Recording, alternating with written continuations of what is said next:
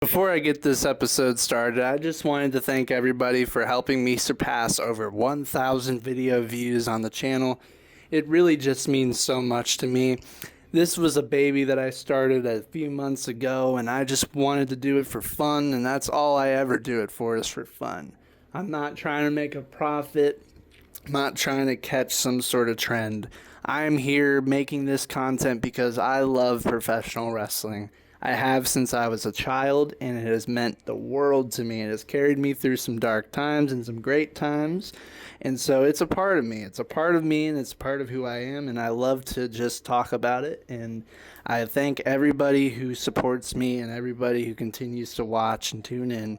We got so much more to come, so be sure to hit that subscribe. Be sure to tune in for every week, man. Every now and then, yeah, I've missed a few, and I'm sorry. But ultimately, the support means everything, and I'm just going to keep pumping these out because I love to do it, and I love to see what kind of interaction could come from it. So big things are coming for this Rasslin report, that I have no doubt. As long as I have the motivation, as long as I have the drive, this thing will continue. So I thank you all very much. It all means so much to me. And with that being said, let's kick this thing off, baby. Woo! Woo! Let's find a good old podcast. Drive through, no. Something to wrestle, no. Insight, no. Wrestling report? What is this?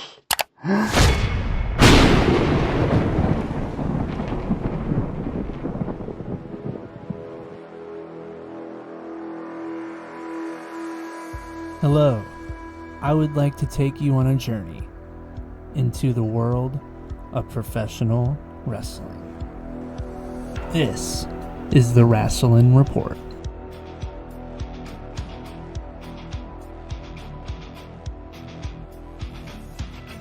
All right, hello everybody, and welcome to another episode of the Rasslin Report, where I talk nothing but my passion, and that's wrestling.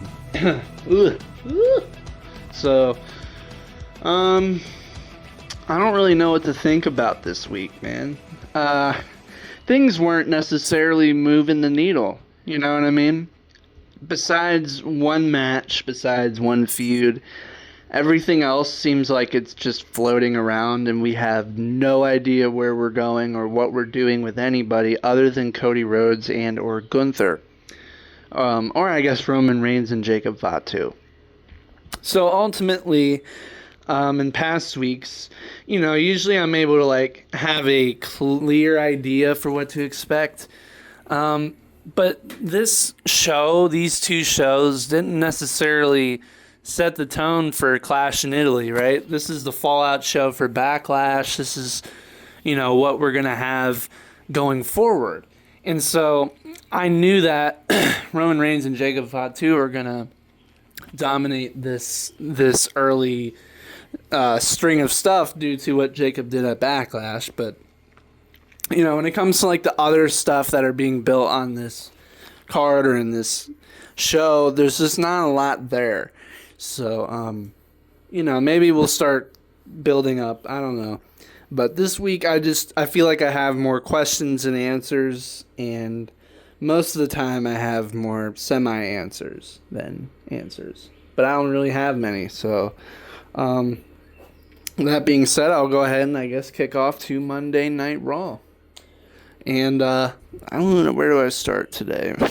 I guess I'll start with what kicked off the show. So the Vision comes out, Logan Paul, Austin Theory, Braun Breaker, and they were talking about on the broadcast how they are just one piece away from being fully completed. The whole team is about back together. Bronson Reed, we don't know when he's coming back, but we imagine it'll be sooner rather than later. So they are the current WWE Tag Team Champions. And so we're trying to look for a new set of challengers for them, a fresh set of challengers for them, not the Usos. And the Street Profits, since they have come back from whatever, I can't remember exactly what they were out from, but they've come back over the last few weeks. And they've come back to their original theme, which everybody loves. I don't know why they def rebelled it. I have no idea. But they came back to their original theme song. Everybody was pumping their fists. I love that little thing that they do in the crowd, pumping the fists. It's gotten the Street Profits more over than I think they've ever been. Not to say that they haven't been over, because honestly, I think they've been a sleeper team, a sleeper group in the WWE for a long time now. And, everybody talks about how Montez Ford could be a great singles star on his own. He's got all the potential in the world to be a single star on his own. And I guess he does, but the bread and butter really is him and Angelo Dawkins. He knows that. And so, I want them to try and build a legacy as a tag team because I've always loved them as a tag team.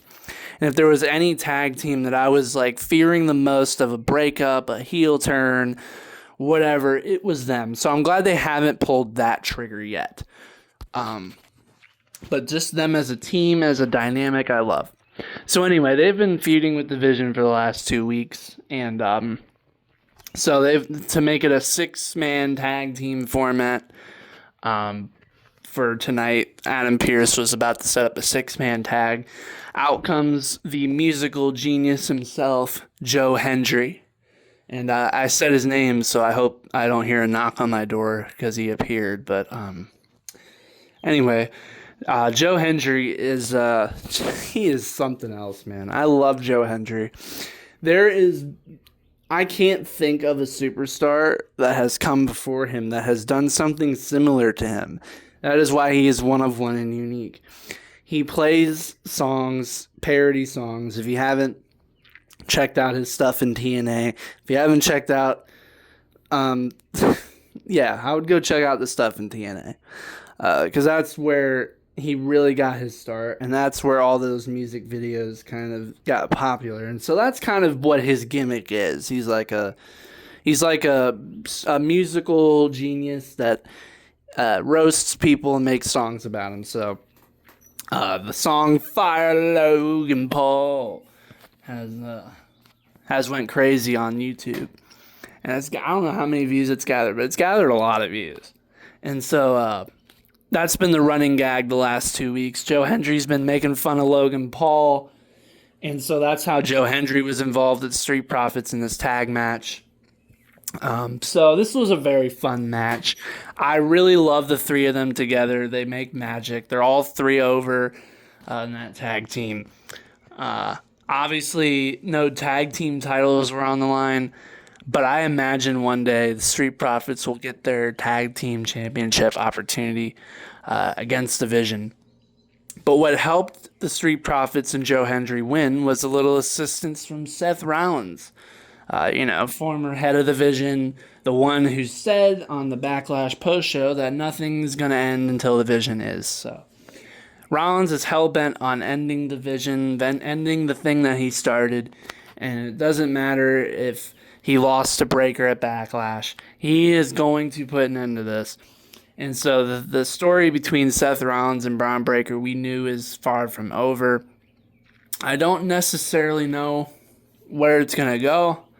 If it's going to Clash at Italy, if it's going to SummerSlam, if it's going to, I don't know where the destination is for Seth Rollins and Braun Breaker for the next time they wrestle. But I imagine it's going to be sooner rather than later again. So, overall, I think the 6-man tag was good. This is one of those few times where I feel like they have set up something where I can say, hey, this is, I think, what they're doing. And Seth and Braun still have a story to tell that we have to see play out. So, I'm very excited to see that play out as more time goes on. Because I don't think that's the end of the story between those two at all. Backlash. So this was basically a confirmation, this next segment, on what was going on with Asuka. We know for sure, this is all we do know, and it's that she is taking time away. We know that Asuka is no longer going to be on our televisions on a weekly basis. She is taking time off. This basically was confirmed when they had a little backstage segment with her and Io Sky. They'll always be family. The teacher-student relationship always runs deep. And so they hugged and they said their goodbyes, and the future for Asuka is really in limbo. There's been rumors that she's going back to Japan for a family member that might be sick. I don't truly know. That might just be an internet rumor and all of it. I don't know. There's a lot going on with that we have no idea about. And Asuka is generally a pretty private person. We don't really get to see much of her private life, so we don't really know for sure what's going on with her. But whatever it is, man, she has earned it. Her wrestling career speaks more for itself than anything, and she can take however much time she needs off. Whenever she comes back, if she comes back. Because, the retirement option is obviously always in the air. She's 44, right? So time isn't on her side. She's got more matches ahead of her than behind her, as Undertaker would say. Or more, I said that wrong. Asuka has more matches behind her than she does ahead of her. That's what I meant to say. Golly, bro. Anyway, so I wish the best for Asuka, and I hope that we see her happy in whatever it is she does. If she comes back, great. If she doesn't, if she retires, that's also great for her. She's built a career that's worth retiring for. So that is all I have to say on the matter. We will provide more information on Asuka, I'm sure, as it's provided. So then we got Oba Femi. There's a lot of conversation about Oba Femi, and I can understand a lot of people's concerns, and I'll get into those concerns. For the last few weeks, there's been an Oba Femi Open Challenge. Since he's conquered Brock Lesnar at WrestleMania, Oba is looking for competition. He's been looking for competition every week, and usually it's just been a jobber or somebody who he's going to beat in 5 seconds. However, after about a few weeks, the general manager, Adam Pearce, comes out and is like, hey, look, man, nobody wants to get destroyed by you. So now WWE is booking Oba as this guy who nobody even wants to fight, which can be a double-edged sword. I'll get into that. And so nobody wants to step up to such a monster. And so Oba's like, if no one wants to step up to me, I'll go find someone myself and beat them up. Someone's going to get this work. And so Oba Femi goes backstage. And this is the part, I guess, that I liked about it, right? He goes backstage and he grabs both Humberto Carrillo, I think is what his name was a few years ago, and Angel Garza of Los Garza. He puts one of them on his shoulder and he's grabbing the other one by his hair. It is such a good visual. Oh my God. And so, like, he drags them all the way out to the ring. They're not even in their gear. They're in their street clothes. And so Oba takes them both out, and, that's about it, right? Oba lays some people out. He gave the people a Oba Femi Open Challenge, even though no one asked for it. He grabbed people out and did it anyway. Here's my issue with this. You can only do this with Oba for so long. So you cannot continue to do this every week. If you're going to do an open challenge, I think we have to eventually start upping the skill, upping the challenge for Oba Femi.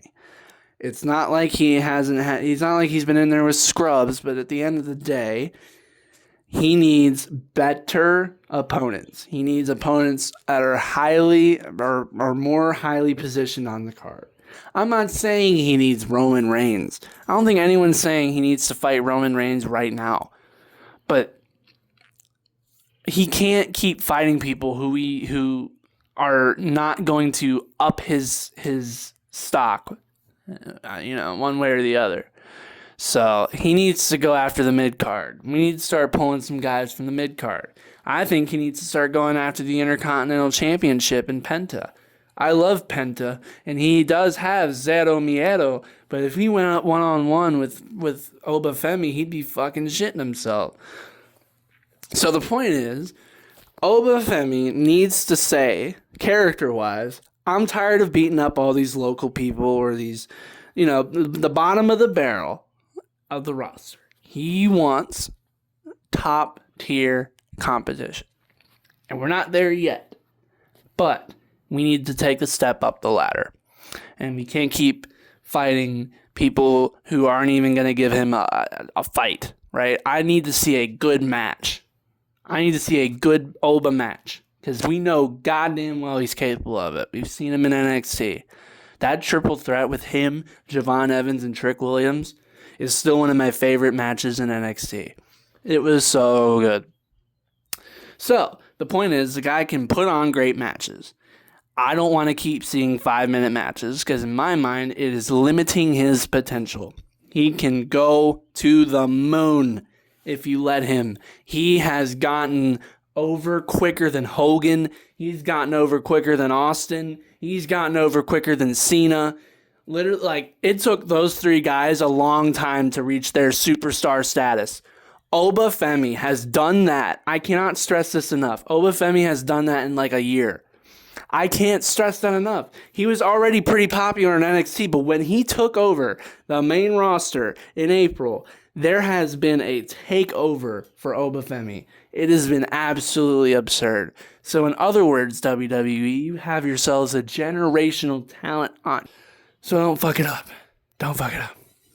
I'm sorry. That was a really long-winded rant. I really don't want them to mess up Obafemi. He is going to be their future if they allow it. Okay.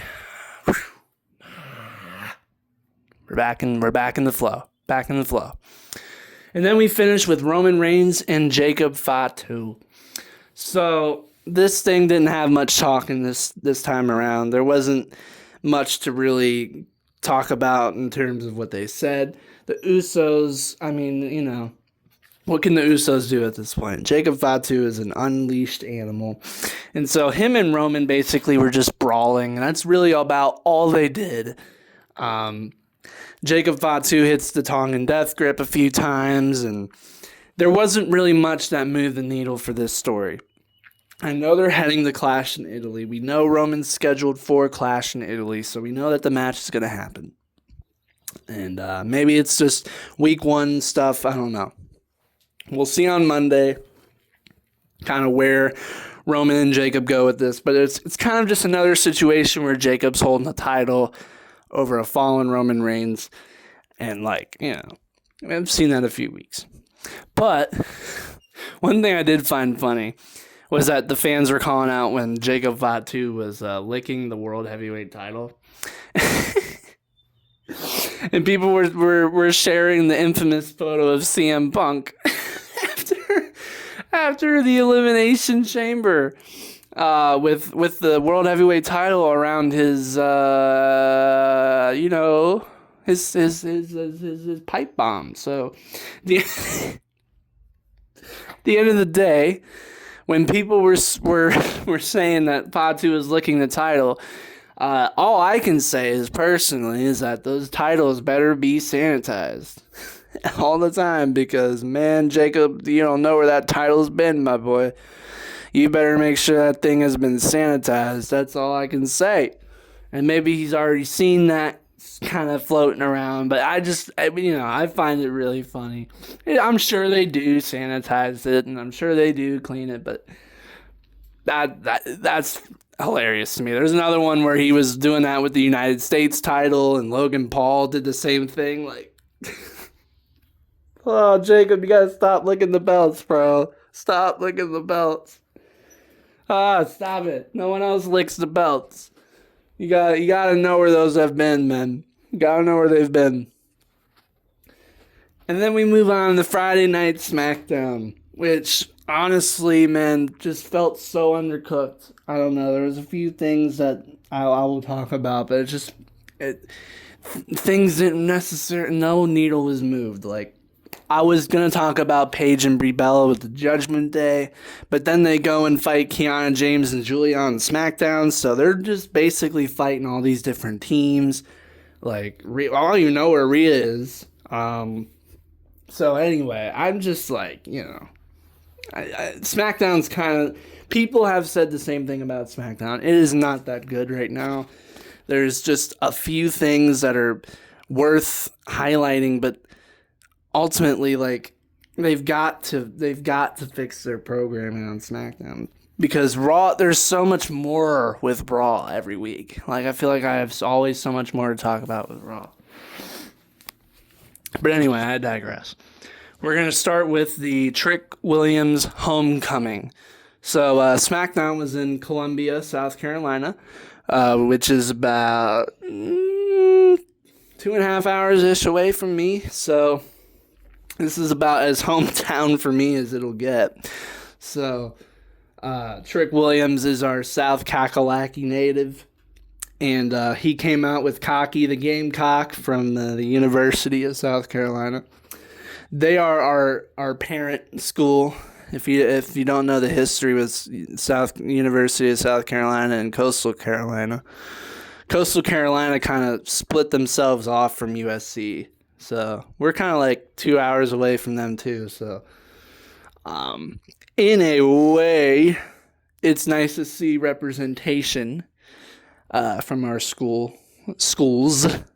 USC is our parent school. They really are. So I'm glad to see the Gamecock on WWE television. I don't think it's ever been a thing. So I'm glad to see that. But Trick Willie was just talking about, you know, he's glad to be here, and, you know, Miz and Kit Wilson come out, and I don't know why they decided to do this. They knew damn well they was about to get their ass beat, but anyway. There was like a poem and a rap battle going on in the ring with Lil Yachty and Kit Wilson. Like, Miz, they were saying Miz has tiny balls again. Like, that man is never gonna beat the tiny balls accusations. Years later, Miz is still getting the tiny balls. He still have tiny. Like, damn, dude, what that would do to a man, I don't know. To say you have tiny balls for 5 years, I don't know. It's nuts. But anyway, this eventually led into a match between Trick Williams and The Miz, which Trick Williams obviously won. And so, you know, this was kind of just a float week for Trick Williams. I don't know who they're going to have step up ultimately for the United States Championship coming up. Maybe they're still trying to figure it out. I don't know, but I don't think it can be Sami Zayn again. We haven't seen Sami Zayn. We don't know about Sami Zayn. So the best thing I would say is to keep Trick Williams at the pace he's at. And I think eventually you got to put Mello Hayes in there with him, man. You had him on the same show. So it's not like you can't put them together. It's just that you haven't pulled the trigger yet for the Trick and Mello reunion, man. So we'll see. And then this is basically the beef of SmackDown for the most part, which is Royce Keys. I want to talk about Royce Keys. This man debuted at the Royal Rumble, coming from AEW. He has finally been used on television for the last few weeks, so I'm glad that they're starting to figure out what they're going to do with him. And they have immediately started throwing him in there with Cody Rhodes and with Gunther. Last night on SmackDown, there was supposed to be a contract signing for the WWE Championship match between Cody Rhodes and Gunther at Clash in Italy. However, the problem that continues to arise, apparently, is that Gunther doesn't want to sign this contract at all. He doesn't want to for whatever reason. And so, like, Royce Keys comes storming from the back and pushes Gunther out of the way and just says he'll sign it himself if Gunther isn't going to sign it. Gunther really basically is just upset with how things have gone. He's playing conspiracy theory mode. And, you know, Cody's the top guy for a reason, blah, blah, blah.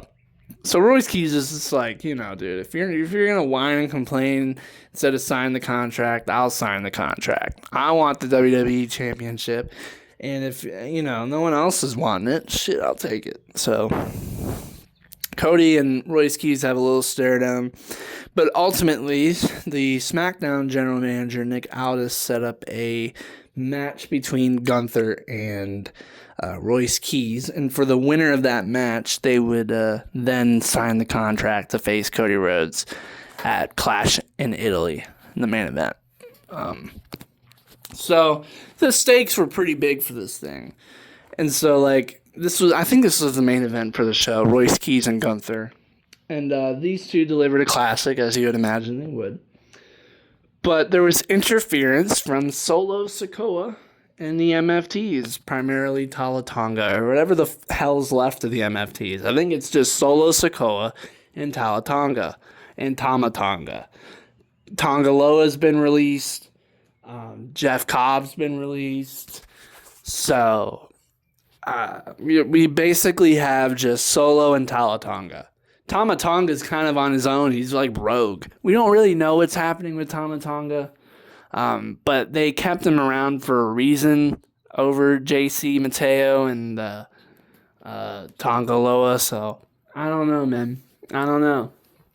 But I don't know what this means for Royce Keys. Obviously, he wasn't going to win the WWE Championship or get that match at Clash in Italy. He's just gotten started. WWE wants Gunther and Cody Rhodes. They do. I can't blame them. That will be a good match for the Italian crowd. The Italian crowd will be over. But the thing is, I think this is going to be the first feud for Royce Keys. Royce Keys will probably start feuding with Solo Sikoa. And I like it. Like a first feud. A first feud really can help set the tone for the future of a superstar. If you can put him in a good feud to start, then I think you've got a chance. And so, when we throw Solo in there with Royce Keys, I kind of like that. So, I don't know where that's going to go, but it's obvious that it's going to go somewhere because they cost him the opportunity to go for the title in Clash in Italy. So, Gunther will end up signing the contract on SmackDown next week. That is the thought. I mean, if he doesn't, then I don't know what the hell we did here, or why the hell we did it for is more the thing. But anyway, I don't know. Overall, like I said, I'm really left with questions, a lot of them. The answers, I mean, they get revealed to me every week, so that's kind of, it's an endless loop of question and answer. But usually I have less questions, but right now I have a lot. So WWE will hopefully be able to clear it up in the amount of time between Backlash and Clash in Italy, which is hardly a few weeks. I mean, I don't know. This Clash in Italy build might be a little half baked. And that's all I can really say on it. So that being said, I'll tell you what's not half baked. This new section that I have, new break. Ooh, it's the Rasslin Report news break time. Yeah. All right, where do I start? I think I'm gonna start with the John Cena Classic. I left it out of Backlash, my Backlash report, for a very specific reason, because over the last week since it's been announced, we don't really know for sure. WWE's kind of gone back on their initial rules for what this thing is going to be, but the basis of this John Cena Classic, John Cena came out in Backlash, and he announced this tournament style, where it's us, the fans, who get to decide who advances and who doesn't, even if you win or lose the match. It's really based on who fans tend to get behind the most, I think. Since in the week that I've heard it, I feel like that's my best mindset of what they're trying to do with it. They're trying to gauge the fans on, who they naturally like, even if they lost, even if they won. Like, they're trying to find out who the fans think is over. Now, are they ever going to implement fan opinion? No. I don't see them ever implementing fan opinion. They never have implemented fan opinion. They've tried to do this with Vince McMahon back in the day with like Cyber Sunday and Taboo Tuesday and all that. But like, again, they were still making those choices. You can never let the lunatics run any asylum. If the fans were to control the product, it would be 10 times worse than what we have now, which is pretty bad at times. But if the fans had control of it, with how wishy-washy people can be, holy moly, man, there'd be a new champion every week. I swear there'd be a new champion every week. Anyway, I don't know if I'm a fan of that idea. I like the idea of having a tournament around John Cena, like having the John Cena Classic be a pay-per-view event, be a event, maybe even a championship. Even though we have about 15 to 20 different championships, and WWE's doing the exact same thing that I don't like about AEW is that they have about 30 different championships, and you can't keep track of all 30 championships. It's hard to. So, like, I'm not a fan of having another title, but it's John Cena. Like, he's the GOAT. I don't know, man.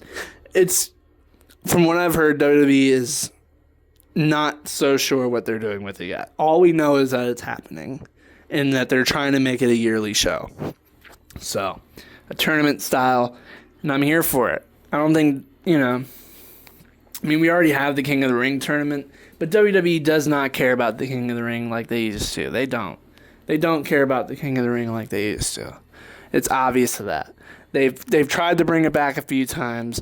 It's either that the fans don't care enough or that they don't care enough. There's not enough care into the King of the Ring like it used to be. So like, it's like, oh, what about King of the Ring? Well, there hasn't been much with the King of the Ring. So I'm curious to see what the John Cena Classic would bring. You know what I mean? So I don't know. We'll see. We'll see the story as it develops. I don't necessarily know where it'll go, but it'll be whatever it'll be. You know what I mean? Speaking of bees and their little buzzers, there is a wrestler on the independent scene who thinks that it's smart to release bees out into the live audience because apparently his gimmick is being a beekeeper. I can't make this shit up.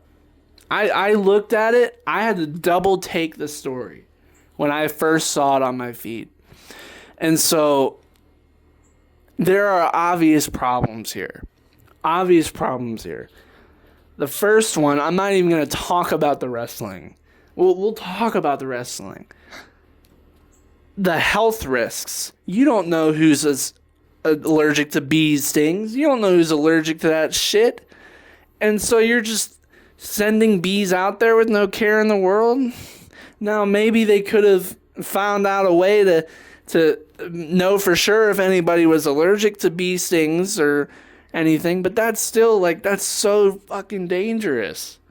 Like, I don't care what gimmick you're trying to get over. That's not what you do. That's like the strangest thing I've ever seen. When Boogeyman was eating worms, not only did that at least make sense for his gimmick, but he wasn't throwing worms out into the audience. Like, no, dude, you cannot release bees out into a damn crowd and expect that to work. It's not gonna get over. You're gonna have people suing your ass before getting over. I mean, come on, man. What are we doing?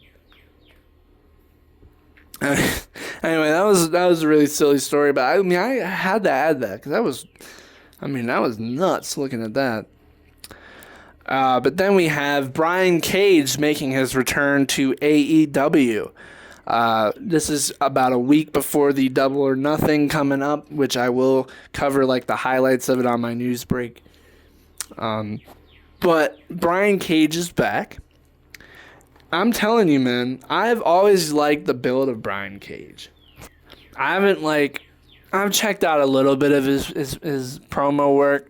I've checked out his in-ring stuff. He's good in the ring. AEW has never done anything properly with Brian Cage. Brian Cage has been with AEW since they founded in 2019, right? So, like, and since then, I can't think of anything they've done with him meaningfully. But now that he's back, he looks good. He's not wearing that silly mohawk anymore. He looks so weird with that mohawk. I think that was my only problem with the guy, was his mohawk. He looks good now. His hair looks great. The hair, he looks like a monster. What if they're gonna do anything with him? I don't know. We'll see. But they've built him up to look better. He looks better. So I don't know. We'll leave that up in the air. And then we get to our last story. We get to our very last story, and this happened last night. It has nothing to do with professional wrestling, but it has something to do with just combat sports. Ronda Rousey tapped out Gina Carano in 15 seconds in an armbar. This match, this fight was hyped up for so long on Netflix. Ronda Rousey was finally stepping into the octagon after missing so much time away from the octagon. You know, her kind of running WWE. But anyway, I digress. The wrestling world doesn't necessarily, I don't know, like the wrestling world's kind of iffy on Ronda now. I don't know, She spent more time talking shit about the company than trying to improve her stuff within the company. You know what I mean? Like, her stuff at the beginning with Becky Lynch and Charlotte Flair was great stuff. People are going to cite that women's triple threat as one of the greatest matches in women's wrestling, due to the storyline that was there, due to the winner that resulted, and due to all three women putting in a great effort to make that match one of the greatest of all time. Ronda Rousey could have and should have spent more time getting more over with us than complaining about how her natural name couldn't get her over, man. I mean, look at Logan Paul. Logan Paul's name is good enough to get him anywhere. The thing is, like, he's put in the work. He's a full-timer who's put in the work. Ronda Rousey, her heart's not with wrestling. Like, she wanted to try it, and it didn't work. And that's okay. But you don't need to hate on the company. Anyway, that's my personal feelings. That doesn't take away her accolades as being one of the greatest women's fighters that have ever walked the earth. I'm not saying that. Ultimately, she got this win, and it seems to me like she's retiring from combat sports entirely. She just retired in the octagon. She's retired in the wrestling ring. She's done fighting anybody for any reason. Apparently, she wants to go have kids. She wants to keep growing her family, and that's great. I'm happy for her, ultimately. It just really makes me wonder if these two just had a little fight just to make a big payday. Because, like, there's no way, bro, after 15 seconds. Like, come on. They had to take a pay cut and go home. That's what reminds me of, like, the Tyson and Jake Paul fight. Mike Tyson was not doing that fight for any other reason other than getting money. He had nothing else to prove. He just wanted to make a payday. And so ultimately, I believe that's what Ronda Rousey and Gina Carano did. They collected a fat stack of money off of a fat stacked card, and now they're going home. So, I mean, I didn't watch the fight. I mean, there wasn't much of a fight. So there wasn't really much to watch. I'd have to watch the undercard because it seems like the undercard probably delivered more than the main match itself. But congratulations ultimately go to Ronda Rousey. She won. She won pretty decisively. And now she's riding off into the sunset. So that being said, I'm going to do so as well.